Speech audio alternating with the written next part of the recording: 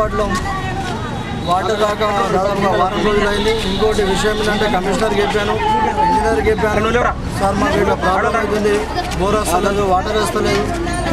ముఖ్యంగా ఏంటంటే నేను ఇండిపెండెంట్గా గెలిచిన ఇవాళ గవర్నమెంట్ కాంగ్రెస్ పార్టీ వాళ్ళు అధికారంలో ఉన్నారు కాబట్టి మనని ఇండిపెండెంట్గా ఉన్నా కాబట్టి నన్ను పట్టించుకుంటలేరు. అందుకోసం ఇవాళ నా గల్లీ తీసుకుని వచ్చి మున్సిపల్ ముందు మేము ధర్నా కార్యక్రమం